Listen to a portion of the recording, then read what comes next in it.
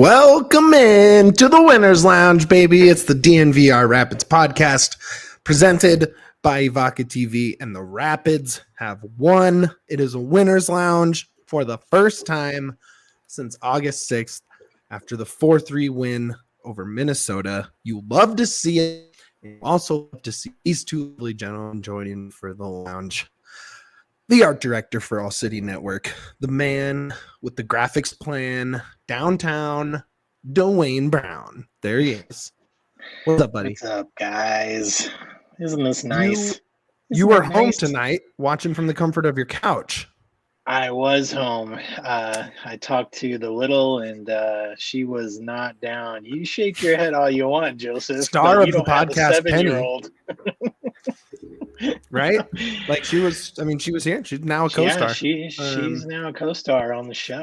But yeah, it was too cold and wet to bring the little one. So there was a young girl who sat behind me at the game tonight, and the whole time was basically like, when is it over?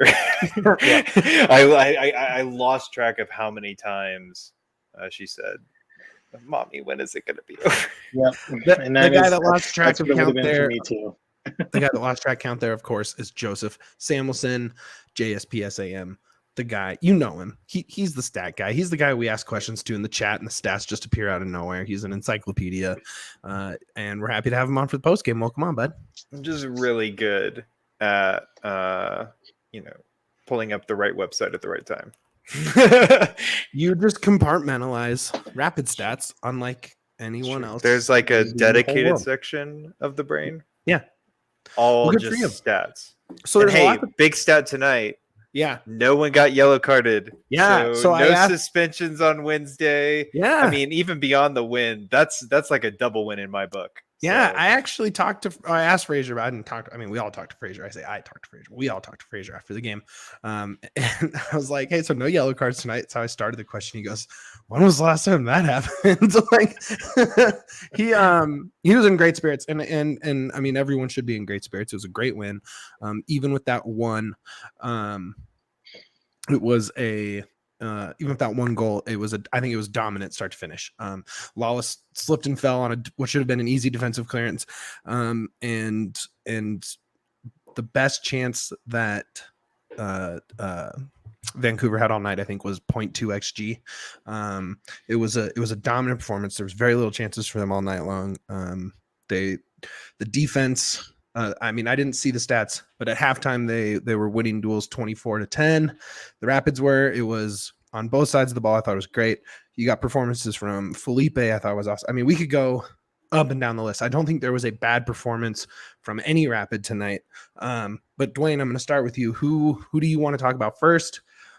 Is it a player? Is it a position group? What do you think we should lead off with this win? Let's start with Gutierrez.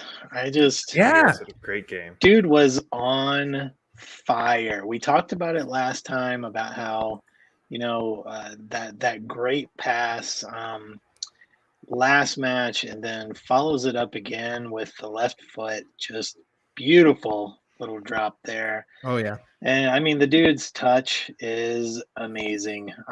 But in addition to that, he just was solid up and down, like getting back, helping out on defense, and then rushing back and putting out amazing, passes, and had a shot too that was just a cannon. It was blocked, but it was cool from the fish sound booth.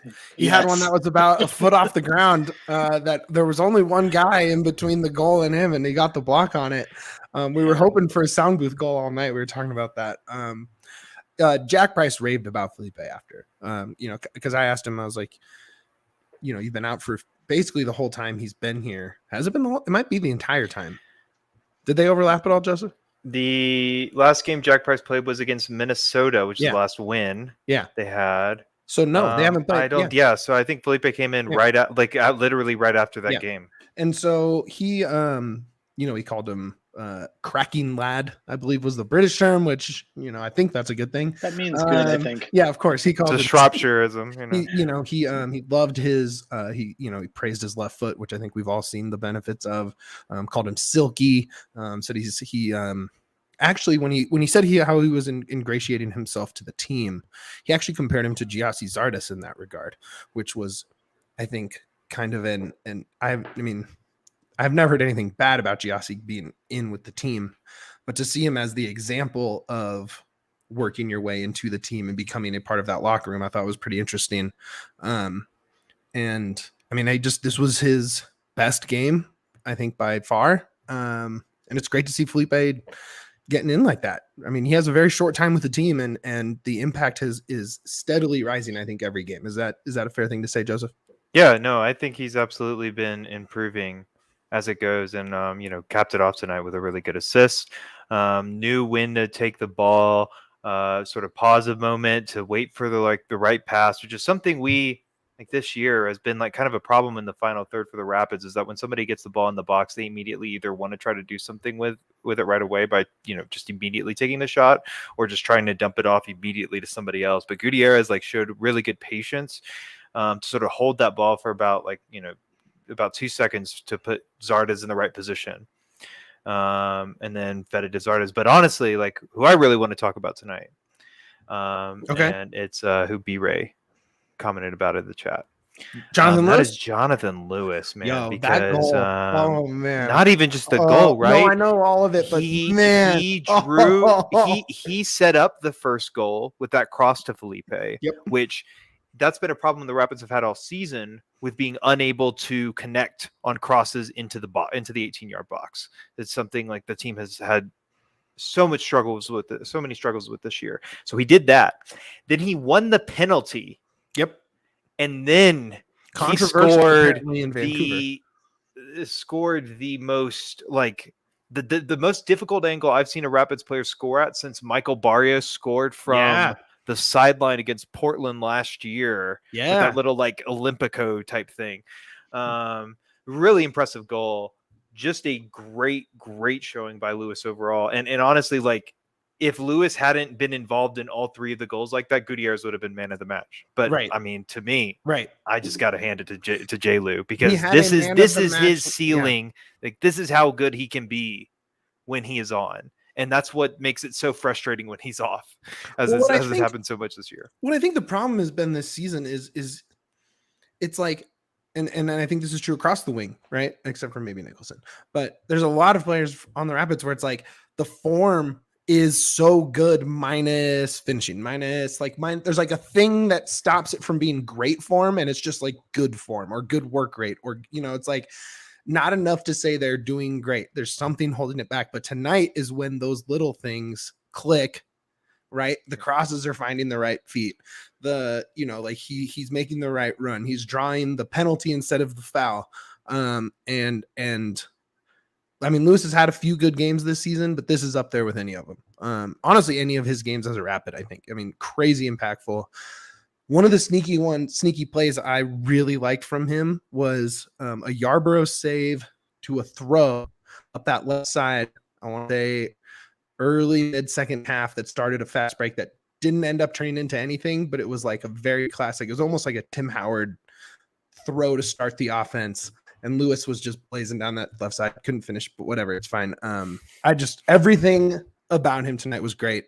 And best news, no injury concerns, according to head coach Ron Fraser after the game. Because it looked like he landed weird when he was celebrating. And same with the Bubakar, right? No. And Lawless too, but they were saying cramps. So that's what it looked like. Well, it's weird when it's 50 degrees that it's cramps. It was cold. Whatever. Well, there was also a moment where Sam Nicholson got kicked in the foot, and he was kind of hobbling around the far sideline in the first half, but he walked that off okay. Honestly, just really good that nobody came out with any injuries or suspensions from this one. It keeps that faint hope alive that maybe this team can finish the season with a 5-game winning streak and reach the playoffs on the most unlikely of Like, I mean, listen, we can't expect it for it to happen, but it would be nice. It would be nice to see. Duane, I have probably the worst angle of that Lewis goal of anyone. From home, You're opposite side of the field. Yeah. Opposite side of the field, up above it. Joseph probably has a better view. He's about midfield, I think, right? But from home, I mean, how gorgeous was the angle on that goal? It was to tuck it in like that. To quote my friend Mitch Carroll, it was sick. It was sick. Let's go. Yeah, no, dude. It was amazing, dude. You got to hop on Ivanka TV and watch that replay because it's not time for the ad read yet, Duane. I'm not doing the read. I'm just giving props to Ivanka because that's how you can watch it. Shout out we'll to get into Ivanka TV.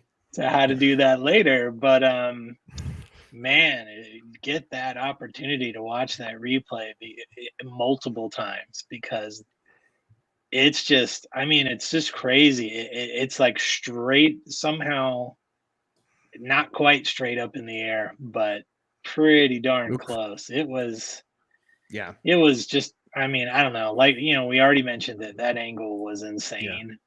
But seeing it from camera level, from the television view that's awesome, just man. bananas. You gotta, I'm sure, the clips will be on Twitter and everything else, but you got to just watch it a million times because it's an easy top 3 goal of the season. Yeah. Like I think there may have been like 1 or 2. I think Diego Rubio's free kick goals are really impressive. I'm sure there's one from the run of play. This might be the best one of the year. Ricardo, we are going to get into that. Ricardo's comment that I put up, but before we talk about any of the negatives, which there's not a lot, we have to talk about the guy who sent the perfect pass to Jonathan Lewis to set up that goal. The return of the captain. The captain is back. Oh, captain, my captain, Jack Price was, you could feel it, the whole stadium, which surprisingly full. I mean, it wasn't full, obviously, but there weren't huge pockets. Honestly, the emptiest section was seat 38. Who said that? Not me. Look, shout out to those guys, but it was kind of quiet over there. I was kind of surprised. I saw Dev on TV. Of course, we saw Dev. In C38. But the whole crowd, you could feel it when Jack Price sprinted over from the warm-ups on the end line, was taking off his warm-ups. It was a palpable feeling in Rapids fandom. Jack Price is back, right? And the game was already in hand. I don't think Vancouver was any threat to win in his 30 minutes tonight, but I did feel like that there were stretches of the second half where Vancouver was threatening, though. They had that one close range save that went straight at Yarbrough, that if White does a little bit better than that, it's a goal, right? And then they had that crossbar. They hit the crossbar off that long shot a little bit after that. Yeah, I mean, look, there was some but moments, no sooner had those happened. I'm talking run of play, right? Oh, like, yeah. It was overall, the Rapids dominated. Yeah. This was a deserved. Yeah. In many ways, this was the complete performance, minus that rough start. This is the complete performance that we've been really looking for all season from this team. But I don't know if it was Jack Price coming back. I don't know if it was Jack Price being back in training full speed. Robin Fraser was saying that there was a level of engagement, right? And that's when you notice the no yellow cards, that because you're so engaged, you notice you're in the right place faster. So you're not playing as scrambling. You're not sliding into people late. And I don't know if it's Jack Price being back, but it can't hurt. Right. And you notice immediately he was pointing people around. He actually sent Lucas up. Like, there was a moment where Lucas was running dead center of the field with the ball at his feet, leading the attack. I don't know if you guys saw that, but that was a complete Jack Price orchestration. It's great to have him back. It was great talking to him after the game. He's in good spirits, in good shape.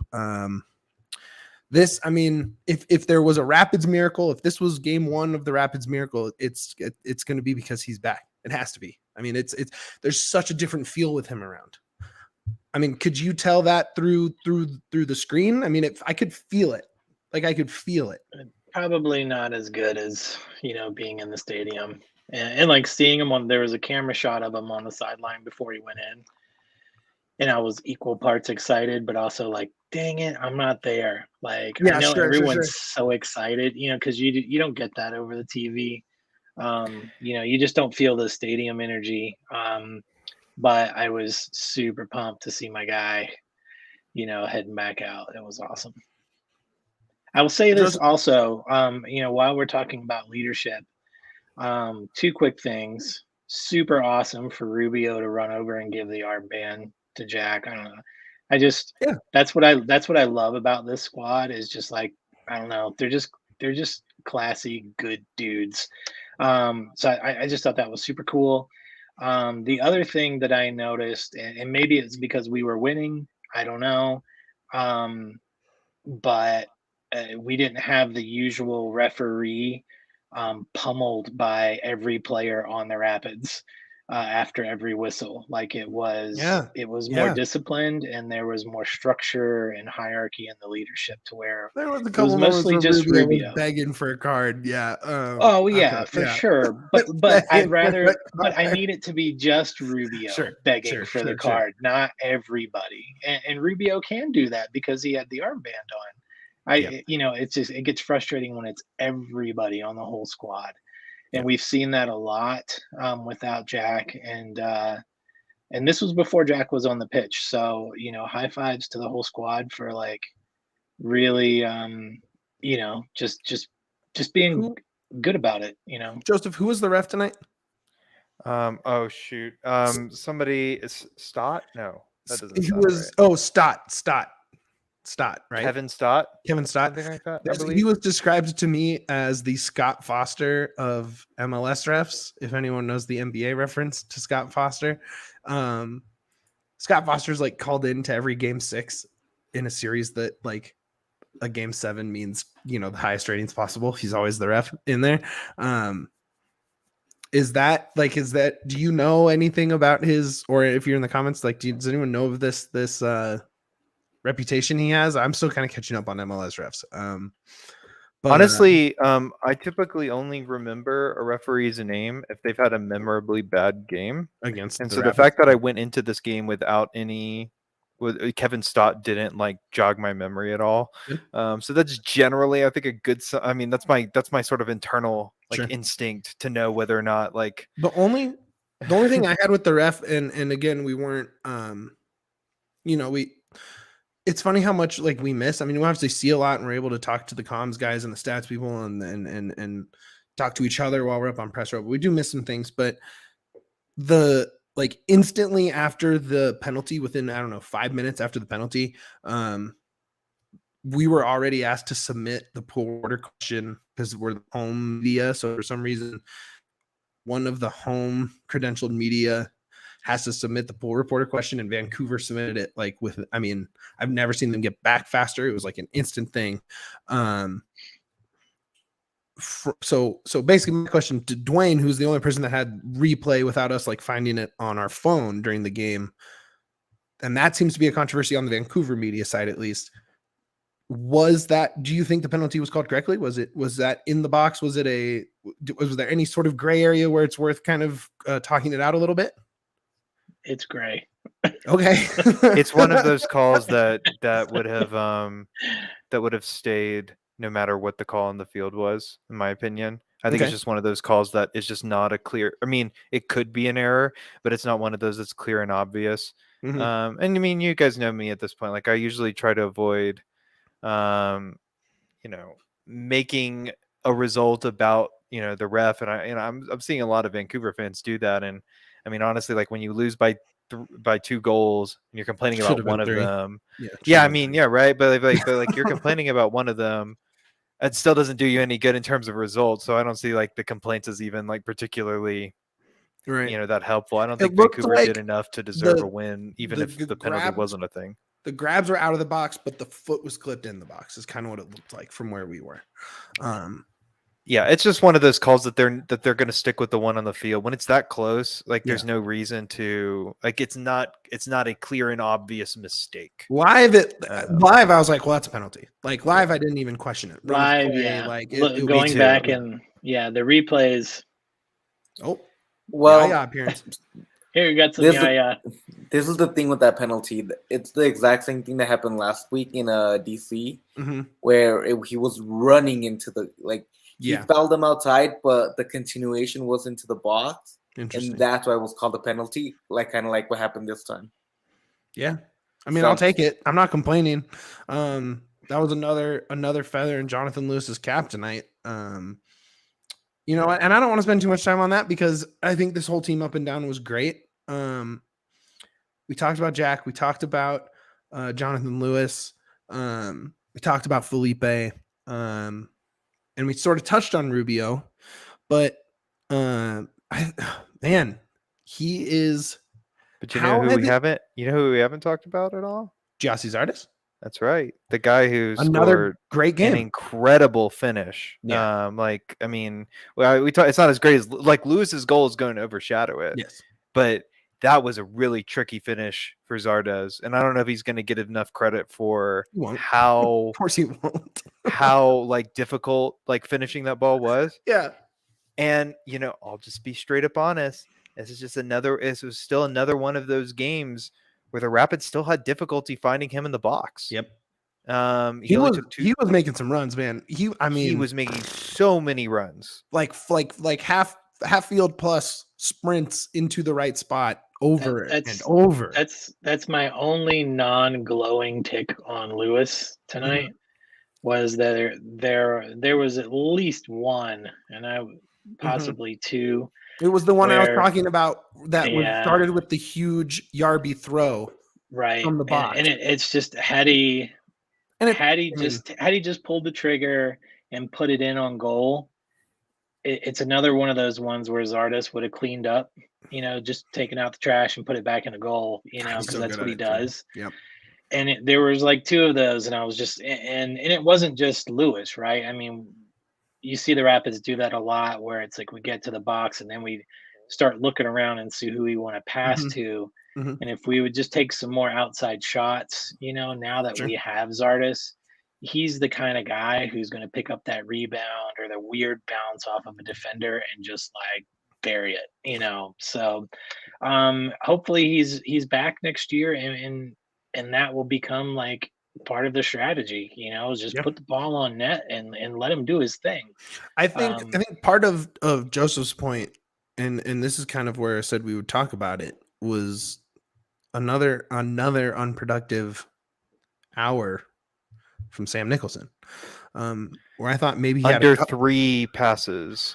What do you mean? Like he actually, I think he only connected one time with Jossie Zardes. I think you compare that to a guy like Lewis, who, yeah, I mean, like it was so frustrating because the first time I saw him touch the ball, it was on y'all's far side, on my side of the stadium. And I know exactly. He had this great interception. Yep. The first time he touched the ball, and I was like, "Oh my gosh, this is the game!" Sam Nicholson is up and ready, and he's gonna like take this down the wing, kickstart a counterattack, something. He carries the ball about 15 yards and turns the ball over. I know, and it's just it was such a good interception too. And I was like, he would get, he's not fast enough to get around these outside backs. So then he stops, tries to send it back to Keegan, kicks it out of bounds a couple times. It was just,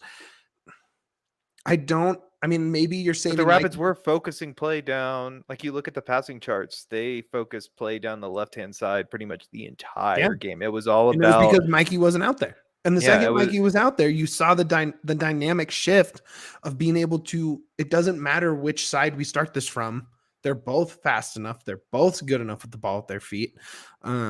I don't see Nicholson getting a start the rest of the season, and I'm not sure why he would. I see him getting a start just because of the congested schedule, and the team has only. Well, they're about to have a break. They're about to have a week off coming up. They got 2 games for the rest of the week though. Like yeah. I thought Max was great. I thought Max was great when he came on too, and so at this point, he's clearly a better option up top, to me, clearly. And we talked about this on Thursday. Like he's like Max is clearly a better option for Nicholson. Like if you're gonna have a guy that doesn't have pace in that position, anyways, put Max there. Because Max isn't crazy fast. He just has the skills, right? Nicholson's whole bit was that the reason I assume Colorado brought him back was because they thought he would play exactly like he did when he was here in his first stint, and that was he played basically like a Michael Barrios, where he would use his speed to beat people in the dribble constantly, and he cannot seem to overturn like get past any fullbacks since he returned, and I forget who it was for Vancouver today because it wasn't Gressel on the Gressel was in like sort of an attacking position, but it was just let me see who it was. It was he couldn't get by Marcus Godinho, their number 2, who just like had him in his pocket every time Nicholson tried to bomb down the side. And it's just been like that ever since he's come back. And I just don't know what he functionally provides to this team in the attack. It's not that he did anything like bad. Like he didn't like ruin the game or like Lawless Abubakar had a more negative impact on the game than Sam Nicholson did. But Sam Nicholson just didn't have any impact on the game. 0. Duane, what do you see from that position tonight? I don't disagree with anything. I mean, that was the first time Sam was here. It was exactly what Joseph just said. Is he was in the Barrios role, and I totally love to watch that role because that comes right down to 123. And I'm here to watch it in the first half. The most selfish take ever dropped on this totally. I pay to be there, so I'm ready to see it. So I just love watching the wings shoot down and just all blazing speed, you know, and I love that. It's gone. Yeah, His speed is gone. Yeah, It is not there. I don't like it. He hasn't beat anyone off the dribble in 2 months. Yeah, but it just for whatever reason, Fraser's real comfy with him starting. Like there's other options, but Fraser is comfy with him, and whatever reason that is. Classic. I mean, I'm not a professional soccer coach, so what do I know? So I mean, he sees something or he needs something, from him to be in there, and then he's there. So, but I think you're right. I mean, this is a 3-game week again, and so I think maybe he gets one start, but not both. So I think I don't think there's any way he starts Wednesday. I'd be shocked if he starts Wednesday. Yeah, I think it's clear that Nichols. I mean, I don't know if it's clear, but like Nicholson, in my opinion, probably got the start tonight because it's like, well, we have to manage Barrios' minutes somehow because it's clear he can't, run everybody ragged. Probably the more beatable team of the two.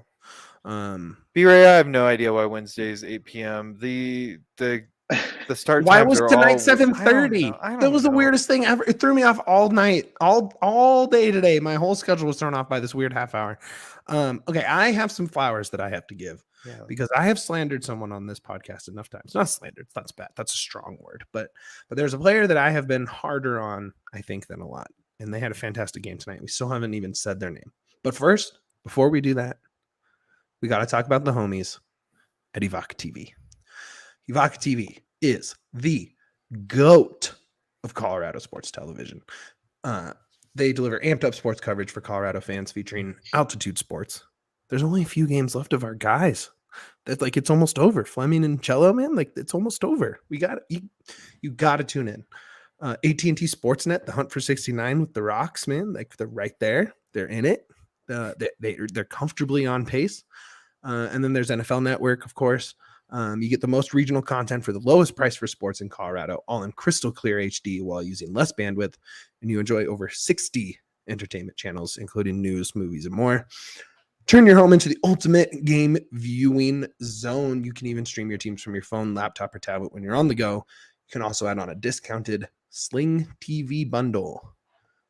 And that way you get ESPN and more. I don't think ESPN Plus is in that, but if it is, even better. You get Bundesliga, all that stuff. Evoca is only $25 a month plus a $5 receiver fee. Right now, Colorado sports fans get $10 off per month for your first 3 months. That's only $15 a month. Come on. That's a steal. You're stealing television at that point. To score this deal, go to evoca.tv/Colorado10. That's EVOCA twitch.tv/Colorado10. No contracts, no catches. Ivaka TV is made for champions of the remote control. And also, we do need to shout out the homies over at Gametime. If you are looking for tickets to the remaining home games, look on Gametime. They have a great 110% payback if you find a cheaper ticket than one they are offering. So if you want to make it out to DSGP and you don't have a ticket yet, make sure you look through Gametime. Shout out to them. Okay. Flowers. I have to give flowers. Look, I call it like I see it, and when it changes, I got to acknowledge it. Do you guys have any idea who I'm about to give flowers to? Or is this Is still it Brian mystery? Acosta? I believe It's is the only not. one we Nope. have not Nope. mentioned. Nope. Is it Yarby? Nope. Love Yarby. Then it's Estevez. Nope. Who are we missing? The Scotsman himself, the other Oh, Scotsman. Danny Wilson. Yeah. Danny Danny Wilson had a very good game. fantastic tonight. He was great in the air. He wanted a goal so bad tonight. I think the first 3 set pieces found his head, at least the first 2 for sure, and then another one later. Heading into this game, Julian Gressel had 4 assists and a goal in 5 games against the Rapids with all 3 of the clubs he's played for in MLS. Okay. And the reason why he didn't make it a 6th goal contribution tonight is because of Danny Wilson. Yeah, dude, Danny was lights out. The whole back line was lights out, and we can talk about Wallace's one little mistake, and it was a big. I mean, it obviously cost them a goal and the lead, and another goal in the first 10 minutes, which was like pull your hair out. I think I actually started the goal tweet with, "Well, all right, here we go. Like, great, it's gonna be one." I thought we were in for a historic loss when that.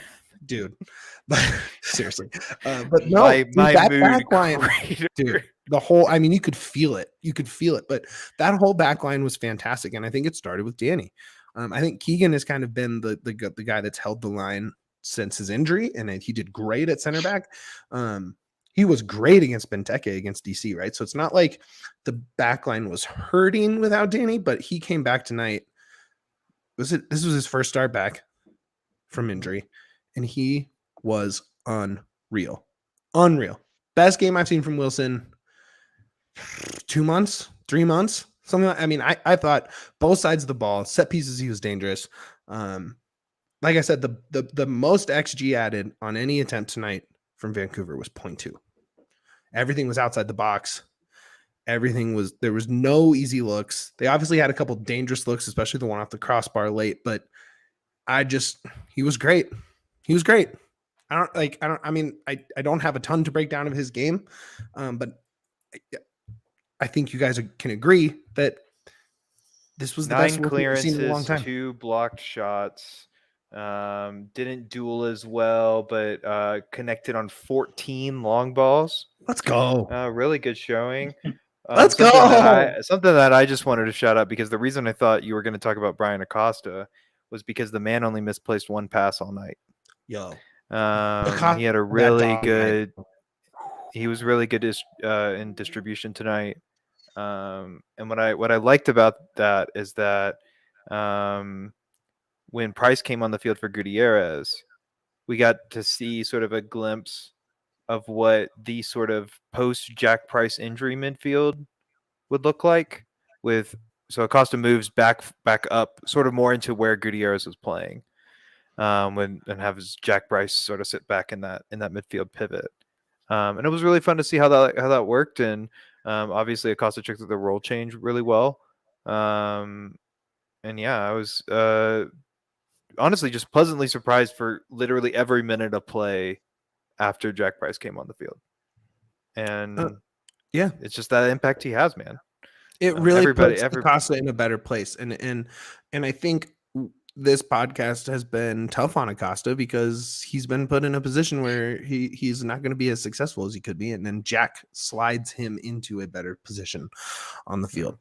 Duane, I have a question for you, because we've been talking players. We've been talking, who we liked, who flowers to, but Robin Fraser, I thought he has really stuck to this 11 and through some pretty bad games, right? Like 6 winless, right? The only difference tonight was, I mean, Jack Price played 30 minutes, but like this was an 11 that we're used to seeing. Honestly, a little, I mean, maybe leaning on Nicholson a little much, but do you see? I mean, did you like what you saw from Fraser tonight? Would you say this was a good Fraser game? I mean, I don't know that I can say I saw anything from Fraser. Sure. I mean, because it's pretty much the same setup. So, I mean, if we're holding ourselves accountable, and we're blaming Fraser for the lack of mental toughness and Well, mental being a wisdom coach, on the being a pitch. coach isn't always tactical, right? Sometimes being a Right. coach Yeah, is man, that's what I'm mental. saying. You're Like, you're a therapist sometimes, and this team had a different edge to them tonight. And that's exactly what I'm saying. Is like in the past we've questioned him because of all the mental mistakes, and if that's true, then it must also be true logically that he's had some impact on why they were playing a lot smarter tonight. So, you know, if we're going to take credit away for previous games, then we have to give the credit for him tonight too. And Camera had a hilarious shot on Fraser after that shot on Zardes that didn't get called. Oh yeah, which was fine because I was typing. I missed it. I this just saw him on the ground yeah like this. this Like, I mean he got clobbered. But the referee, I mean, this referee just barely called anything. Like it was, liked. yeah, it was just wide open for the most part. But yeah, after that non-call, the camera kind of switched over the sidelines, and man, Fraser was giving it to him. So I always love to see that, and I was like, oh man, are we going to get another red from the sideline tonight? Because it was not friendly words that he was gifting them. But so we saw some fire from Fraser against the referees, which is consistent after what he said after the match last time. So it's cool to see that. But yeah, I mean, I think we give credit to everybody, and we don't know why the team has made so many mental mistakes or why the entire team goes after the referee versus just the captain. And we want to say, hey, it's leadership, so it must be partly Robin Fraser. And now that we play good soccer, then we must also say, hey, Fraser had something to do with that too. So, I'll give him credit because the team looked really, really good tonight. So go And ahead, I do Joseph.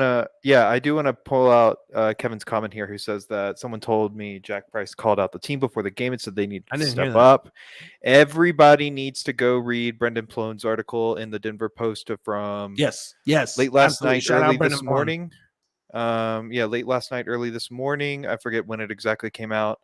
But basically, he did an interview with Jack Price about him coming back from injury, and Jack Price took way more responsibility than someone who's missed so much of the season due to injury should have. Yeah, he's hardly been here. And I was really grateful to see like him step up as captain and sort of acknowledge that the team has not been good enough this year. Because like, listen, I read everybody's interviews. Brian does good work with Burgundy Wave. So is John.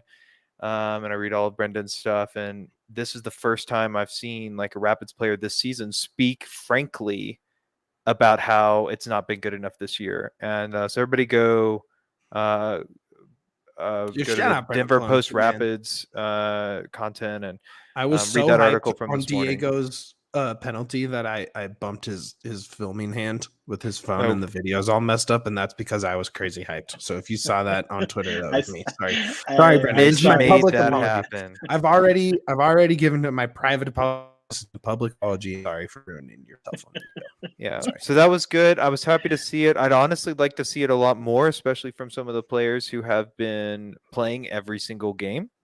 So this he wasn't like in the locker room pregame and was like, "Hey, we need to step this shit up." This was a Kevin's comment was a reference to Plone's.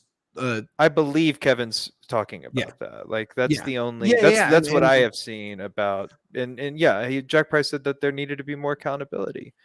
Look, around the Rapids, this team is like everyone I've talked to is like people don't seem to understand how often Jack Price hasn't been here. Not just like has been on the bench or like when you're injured, you're not out on the practice field. You're not on the bench. You're not on the field. Like you're missing so much. And when you miss a piece like Jack Price, like that is the reason we're talking about barely hanging on to a playoff spot versus pushing for a home game. Like it is, I mean, maybe that's extreme, but like it's a several points difference. Maybe not 10 or 12, but I mean, we were talking massive difference of having him around all season. And people don't, definitely on a national media scale, do not seem to acknowledge the fact that the captain has been gone half the time this season, maybe more. I'll say this. Years ago, I used to sit on a board, and we used to meet with Porig and Wayne and sales team and all these folks. It's a really big board to have all those people on it. Yeah, it was either we're talking 2x4. Yeah, we're talking 4x4, 4x6. It was about the size of the one in Titanic. So I know that he would have fit on there, but she didn't let him on because we all fit on that. There was room on the door. Okay, keep going. Sorry. Anyway. There's so many more jokes I could go from there. Keep going. She was 25 and he just jumped. Anyway. Yeah. Anyway, I remember Porig's comment. Yeah, you're just catching that joke on the second round. I'm sorry. Keep going. So anyway, Porig had mentioned when they had brought this guy, Jack Price, in, that the reason they had brought him in is that he saw Jack as somebody who was going to get on the field and be the field commander and point out and put people in the right place. And this was like, before, Price was really getting started at all. He'd just come onto the club. And that has been 100% correct. Like the entire time, that is who Jack Price has become.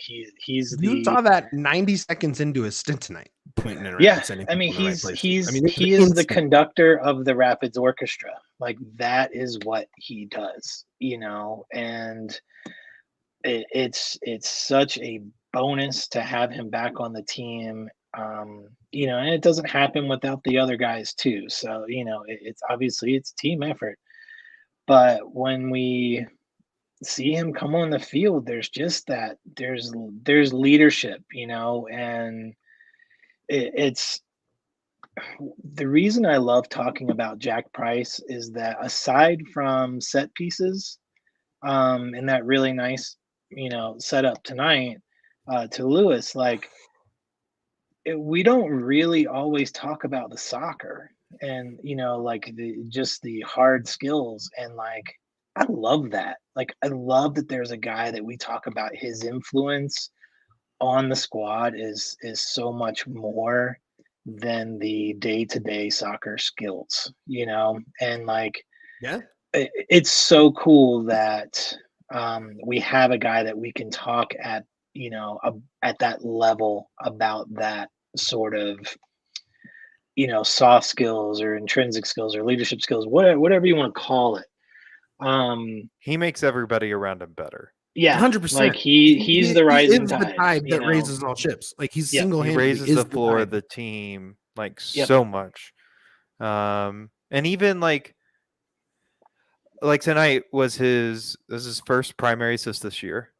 I can't believe that is insane to me, bro. But that tells you, God, it was gorgeous like too. Some of the issues early on in the season was that teams really got wise to the rapid set piece strategy, and then when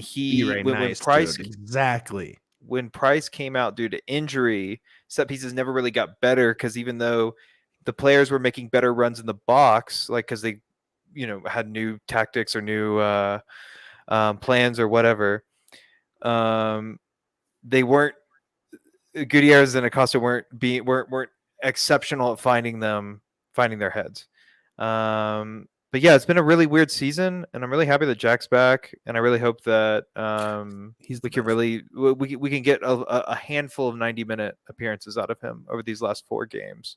I'd like to see him go 90 at least twice. Yeah. I mean, look, Jack down the Price, stretch. I don't think, outside of set pieces,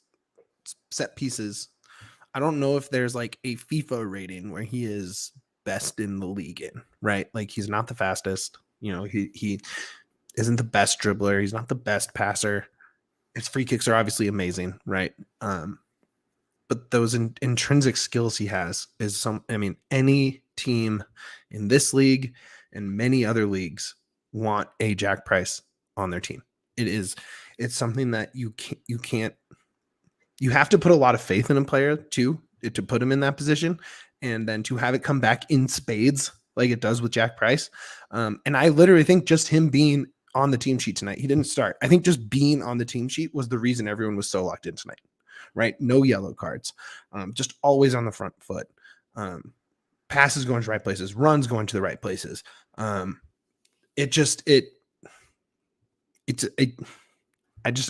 run out of words to say how positive his impact is all the time. And like I said earlier, if there's a miracle run, it's because he's back and no other reason, right? I mean, how many games whether it was 1 or 3 that were missed because he was gone? I can think of 5 off the top of my head. Like, it's just like, I mean, they haven't won yeah, since he punctured his lung. Yeah, 6 against on Minnesota 6 without a win. Yeah, since then, it's insane. It's so cool that he's back.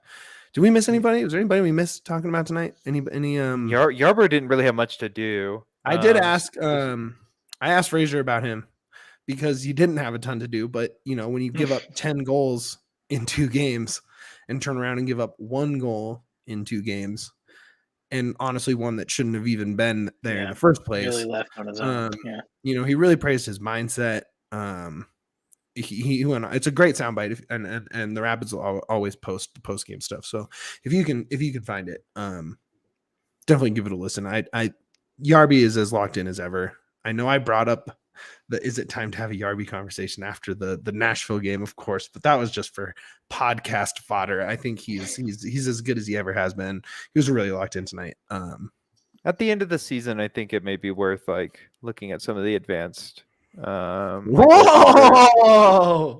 goalkeeper metrics and just like because listen, like I love Yarbrough and I think he's been really hard done by his defense this year. He is not the biggest problem that the Rapids have had this year. 10 goal in 2 games, but there are few, but he's making fewer and fewer of those match saving saves that we saw in 2021, and that's all for now. We don't need to get into that. We don't need to get into that because I think he's good. I think he's a great player. But that is something worth probably looking at. Hey, you know what? Huh? We got the Rapids have 2 players with double-digit goals now. Well, they do, but not. We're not still for one the away Rapids. from Zardis being double digits for the Rapids.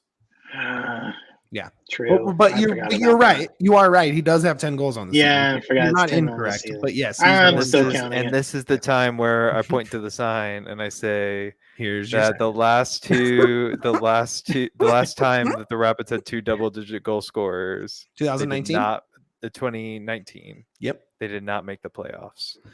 Whoa. Maybe which they is just like weird. They should never have 2 double-digit goal scorers. Everyone stopped scoring. Everyone scored 9 goals. Everyone scored 9 goals. And the only time before that, the time before that, Joseph, off the top of your head, because we were talking about this earlier. That's the only reason I have some stats in my head. The last time before that, 2 double-digit goal scorers. I don't know. I'd have to look. Duane, do you have a guess? It would be either 2016 or 2010. I would think. I believe it was 2011. Omar and Connor Casey. I was gonna say somewhere with Omar. Yeah. It's either 2010 or 2011, but it was those 2. It was the last was Cummings and Casey. It's weird. I mean, Kevin brought up a good point. Let's talk about the subs real quick. I thought the subs. Just as a group, right? I mean, there was huge sub at the end. Yappy. It was like a hockey line change at the end. Kevin, the thing that always gets me with Yappy, not just big, that dude has the wingspan of like an all defensive NBA shooting guard. Like You can tell why they're high on him because his physical profile is it's so insane. it's It's like a for shame he plays nine- a sport where you can't use your arms because his are like so perfect for sports with arms. It's crazy. He is like he's perfect. And this was a historic match for him because it's the first time he's had 2 shots in a game for the Rapids. Whoa! There you go. His second and third shots of his MLS. I wanted to get one for so bad. tonight. I wanted Max. I wanted because I really thought Max was going to get an assist or a goal on. Like, He had that just really put nice forth up. moment, I a really nice know. skill moment with like 2 minutes to go or something like that. Our quest to see who gets on the score sheet first continues. It's got to be Max. It Like, has to be Max. It has to be Max. Even with him pull playing what fewer little minutes. hair I have left out if it's not Max. It's not going to be either now that we've made such a big deal about it because that's just No, how it's it goes. going to be. It, dude. Oh my god. Are we counting into next year? Who's going to get? No, it's well, God, you're right now that we did. I shouldn't have ever brought up this question because it's a good question. Let's see who else came on. Barrios came on. He was really good. He was really good. As Duane pointed out Rebleached the hair, earlier. looking good too. Notice that. Haircut games matter. As a Jokic fan, anytime I see like haircut, hair dye, whatever it is, it changes a lot. Gus did not Do anything. give away the ball in a position that led to a goal. So that Correct. in my book is I'm serious. Like Yeah. they did not concede with Gus on the field. Yeah. Step in the right direction. Yeah, absolutely. I mean, not that he was particularly incredible, but listen, I'm looking for positives because there's so much money sunk into Gus that I still think that's a good. I really want him never to turn a gonna corner regret next that. year. I think he was I think that was a good move. I think it's a good acquisition. I think he's a good piece. Yeah, I mean, it's worth noting. I have Trusty no had worries similar. about that. Trusty had similar struggles when he first came in, And he's got a very similar profile to Trusty, and I think it's clear that they want him to play with similarly a bigger to- physical advantage. Yeah, somehow because Trusty's very physical and Gus he's the most athletic guy on the field. Gus is an absolute time. unit. Yeah. So I'm hoping that can benefit That's the the Rapids. funniest way to describe somebody. I've always laughed at that because he is, but He's a unit. He's like a unit football of what? player. He's like an Yeah. American gridiron football player. I would like one Gus, please. One Gus's worth. We didn't talk about Keegan at all or Lucas, the starting outside backs, which have generally been probably consistently a very strong to the strongest position group on the team throughout the season. Quiet, but I think quiet with Lucas is good. And, honestly, with Keegan, it's good too. I think, they were just as solid as ever. Yeah, regular game for Keegan. It was just kind of like and Lucas making it happen. Lucas was pushing forward pretty hard in the last half hour, which you like to see. You kind of like to see him kind of turn loose. I'm not sure.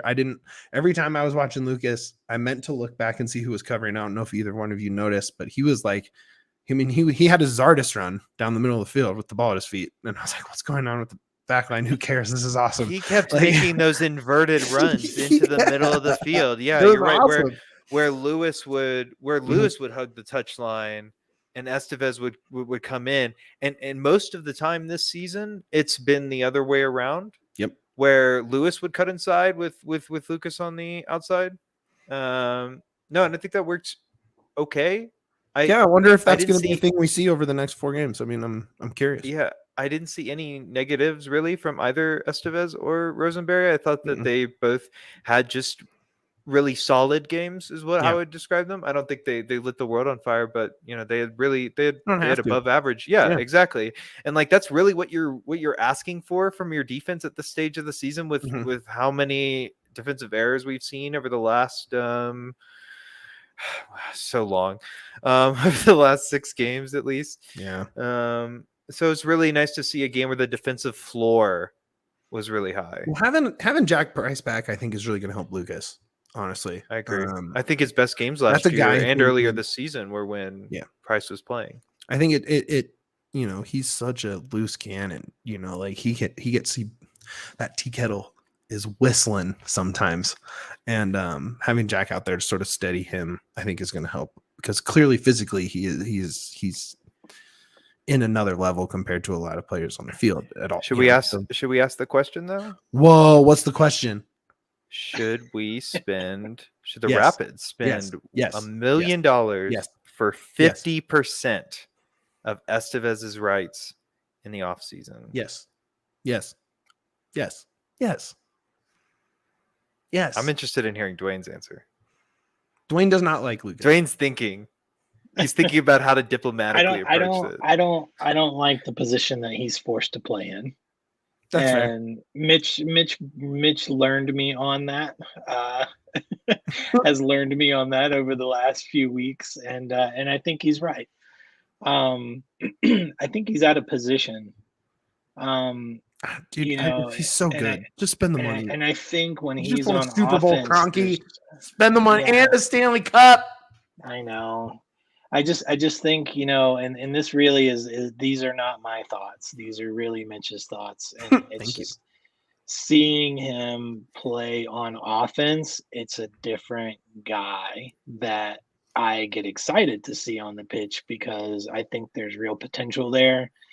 But seeing him play in his current position, I don't think it's helping him, and speaking outside of soccer, in teams that I've led before in the work world, my philosophy is always like put the person in the position that they're going to succeed the most in. Aces in their places, dude. Yeah. Don't force them to try to learn something that they're not good at when they're really, really good at something else. Just let them go do that, and then you find someone else to be good at the thing. So that's what I hope we do. I do want to see a sustained stretch with Jack Price, just above that back line, and see how well Lucas plays as that left back. And if they're going to keep sending him on these inverted runs, like Joseph pointed out, that's really where his skill unlocks, because he plays on the same side as Jonathan Lewis. You're not, sending him up that left flank is immediately just put, it's to take a comedy term, it's like a hat on a hat. It's like, why are you it's too much? Why are you putting those two guys who are both super fast in the same position? So if you can keep him out there, keep a level head, have a guy like Jack Price out there to manage those emotions and put him in the right positions defensively, and then turn him loose. He's so fast. He's so good with the ball at his feet. And then he can kind of, lay off to Giassi, lay off to Rubio, then find that next lane into the box. I love it. And it just seems to me like you have this asset and you have kind of the right of first. You're right. Like, why give up the right to keep that asset and let someone else take it? Even if it's 50%, whatever it is, don't give that right to someone else for a player that has a very high ceiling in the MLS, in my opinion. So my counter argument is that Lucas Estevez is playing his best position, and that's what scares me. Because my issue is that I think so we do see him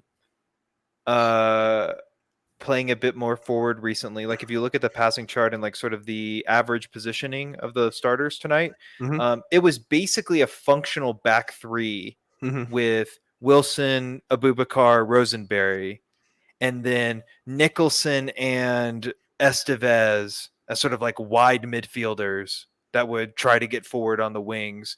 And then Jonathan Lewis, his average position was almost right in line with Jossie Zardes.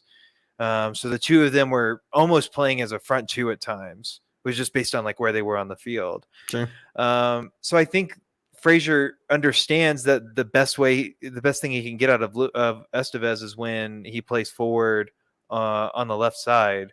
But my issue is I just don't see enough consistent production, even when he gets into forward positions. And my other issue is that with potentially moving him into a winger role, maybe, is that I don't think he's very good at shooting. Yeah, that's fair too. No, you're right. So he's kind of like a corner who has wide receiver size, right? But doesn't have the hands. to It cross seems like he has sport reference that.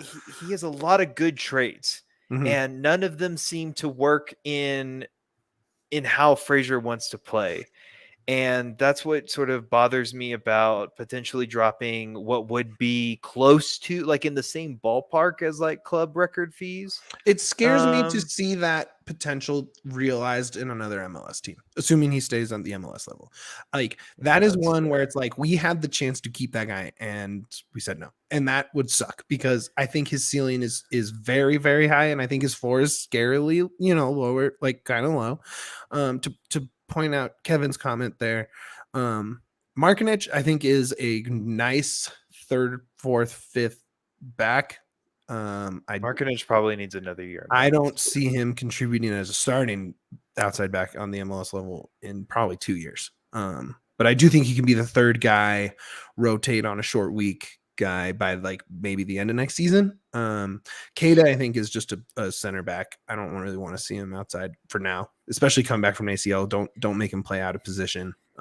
Just keep him as a dev piece. I'm very interested in Keita Gus in 2 years. If that's the starting center back pairing, I think that'd be pretty sweet. Could be pretty sweet. We don't know. It kind of sucks to miss such a young year, for Keita. But that's kind of the wild card for next season is these injuries, right? Like, with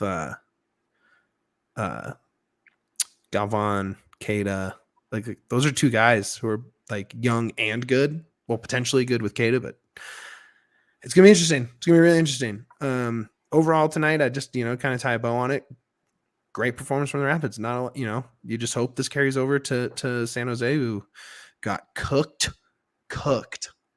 by Cincinnati today, 6-0. They beat San Jose, and then they go to LA, where they haven't lost since the Pablo Mastroeni era against the Galaxy. Yeah, and then you have Dallas at home. Yeah, and then Dallas just beat decision day LAFC against tonight, but potentially an Austin FC that has nothing to play for. Man, no Listen, one wants to support a shit. I'm not like I'm firmly like saying that like it's done, like there's no playoffs happening, but like crazy. the scenario is not. If this is the form, the scenario, like based on how they played tonight, it is possible somehow. But I also say that with like the caveat that what we did not mention tonight is that Vancouver's two best players missed this game. Look, B-Ray, you don't need to bring that. I know, and that was a 7-2 game. That was 7-2 with Portland, and just for the record, there wasn't 0.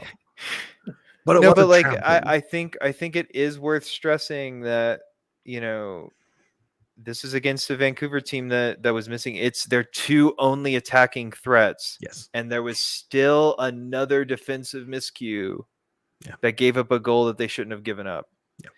And that's like the type of thing that needs to be that needs to get cut out before the end of the if they do want to make run. If I was a betting man, which I am, hashtag Denver bets. I would if I was putting together a GP for the game on Wednesday, I would include Ibabise as an anytime goal scorer, because what happens to the Rapids is when they give up goals, it is to the main goal scorers, unless it's like just a clear mistake like happened tonight. But like I feel like anytime there's a home game, Cucho scored. Of course, now that I say this, Driussi scored. Driussi's had 2. Gulge scored. It's just like it's twice. It's like pick the name guy on the other team and they're gonna score. Mukhtar in his 2 games against the Rapids would be third on the Rapids in scoring. Well, not anymore. He'd be tied for third. Good job, Jonathan Lewis. Honey's dope. Okay, but enough about Vela that. scored 3 at the start of the season. Yeah, no, like it. Keep going. I mean, literally, like the more you go through it, the weirder it is that it's like the stars, like the goal scorer gets the goal. But this is why we as Rapids fans have always been saying they need to go out and get like one of those types of guys, because we sit through game after game at Dick's Sporting Goods Park where these guys come to Colorado's ground, and But to be fair, they went 23 unbeaten at home with those guys scoring goals. So I mean, it's like. True. I don't think it means it's a loss. Oh, Yeah, that'd be obviously. great. I'll take you both to say, I man, that mean- dude is sick. I mean, that's is my thing dope. on the Estevez question is if that money were actually to be used It's on not a my lights money. out. Yeah, I know, on a lights out striker, then I'm I not would trying go to that. save the Cronkies' money. Like, spend it. I know, but we Spend the know that damn they're not. money. We know that the pocketbook that we have is very small. It is The overflowing. Do you know how much money they're gonna rake in off the Avs this season, dude? You're Oh comparing my apples and oranges. God. You're comparing The- apples and the oranges. big man. difference, Cronky though. sports and entertainment. So I know Spend we're gonna. I know money. we're This is approaching not the end. included in there. I know we're approaching the end, and I don't want to get too far off topic. But Well, going into whatever. next, It's but the going end of into the next, show. Like, we who all cares? Let's talk Just about hot dogs. throw it at No, the wall. but we all know that the Rapids basically spend the money that they make. They have to sell players, and then that money gets reinvested into the team. So here are the two things you need to watch for over the next, really 24 months. First is the Apple TV deal is going to up the amount of money that this team gets every single year. That's way more money than the team was getting previously. So that goes straight into the team. So presumably they could start spending, a little bit more. Granted, everybody else will too.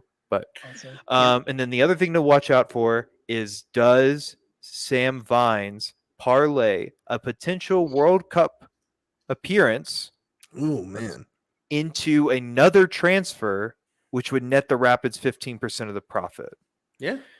If Vines continues to play as well as he's doing in Belgium and gets that big and gets on that World Cup roster, which has a dearth of left backs, There's a lot. he shows up in Qatar and kicks butt, God, I earns hope he makes that earns last a spot. move to a top 5 European league, even if it's with a bottom, like, sort of mid-table team. That's huge for Colorado, because 15% of that profit will come straight back to the club. And that's why Dallas has been able to spend as much as they've been spending on guys All the like way back Alan to Weston McKennie. Velasco. All the way back to Weston Exactly, is McKennie. because they have all this money that keeps coming in, because every time they sell a player, that player they have a sell-on clause, and they just continually print money every time that player makes a move. So let's hope They're that gonna spend money, man. I'm telling that you. we'll have a good winter. And we'll I see. think we so. will. I hope so. Hopefully, in a few games, the next thing isn't an off-season preview; it's a playoff preview. Could be. Joseph, thank you so much for joining us. Go ahead and plug your stuff. I'm on Twitter at JSPSAM. I post stats and Lots of them. hot takes. Dearth. Get in my mentions if you disagree. I love a healthy debate. I also post long form recaps and previews on my blog. The link is in my Twitter profile. JosephSamson.com. Yeah, it is, but nobody knows how to spell that. So just follow me on Twitter and click the link. Real heads, no. Okay. So that's all I'm gonna say. And so as soon as we get off this pod, I'm gonna go rewatch this game and figure out what happened. I'm happy. I'm happy to rewatch this one. This rewatch is way better than the last 6. So, all right, downtown Duane Brown, plug your stuff.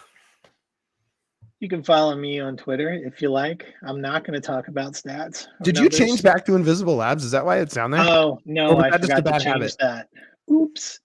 Duane is sharing fake news on the video feed. The Duane Brown, not just Duane Brown.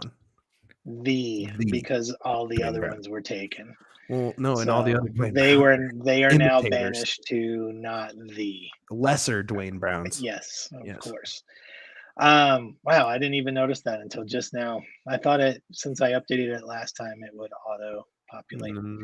Anywho, if you don't want to hang out on Twitter, come hang out at the C38 tailgate, because I'm going to be leaving work on Wednesday and going straight to the stadium to hang out with C38 and the DMVR Rapids homies. Come hang out with me and Mitch and Joseph. Oh yeah, I'll be there. I'll be there Wednesday. Of course, you'll be there. I might just be there for 30. I might make a cameo. I might make a sub appearance at the So tailgate. We're gonna sub him in at the end of the tailgate, and Yeah, come hang out and we'll talk about what I didn't bring up tonight because the soccer was so good. Is that I thought those Kick Childhood Cancer jerseys were good finally. Yeah, they were. They were tight. The So scarves were tight. we'll talk jersey Yeah. design if you want Wednesday at the tailgate. Yeah, so come hang out. It would be super fun Yo. to see you guys all there. Yeah. Pull up that B-Ray one with the scarves. Sorry, keep going, Duane. That's it. The end. Let's go. Look at that. You love to see it. Let's go. Hey, if Get the Rapids those make the scraves playoffs, out if the Rapids there. make the playoffs, how about this? If the Rapids make the playoffs, I'll do a half off sale on DNVR scarves. Yeah. How about that? They do it. How about He's- this? It's a classic Merchel, How about this? If they can get if they're in position, if the playoffs are possible on decision day, I'll do a fat sale on DNVR scarves. How about that? That's my plug. DNVRlocker.com. Go find the stuff. It's all sick. We have a ton of Avs championship stuff. New Broncos shirt dropped. The helicopter in 8-bit. Are you kidding me? The Elway helicopter cool. in 8-bit. It's sick. Get it. Come see us at the bar. Yo, I'll be hanging out tomorrow at the bar for the NFL games. You should come through. Broncos win tomorrow? Well, they play Monday night, so not tomorrow. Shoot, they do, Yeah. don't they? Yeah. Yeah, in Seattle, revenge game. It's gonna be. Hey, tight. no. It's currently Sunday, so I was right. You're all right tomorrow. Yeah, you're I was Oh, right. God, They yes, play I'm tomorrow. sorry. Do they yeah, win? Yeah. DNVR bar. Yes, of course Monday they night, will. Broncos watch party. We'll be giving away stuff all night long. You can come see us. We have more than double the TVs. We have more than double the seating than we used to have. And the it food is- is The food is unreal. Like and subscribe, hit that thumbs up, leave 5-star reviews everywhere, and say how great we are. It's pretty tight when you do that. It helps us out a lot. And more important than all of that, the only thing that matters more than the pod, more than the sponsors, shout out to Vodka TV, we love you. More than all of that, it is up the pit.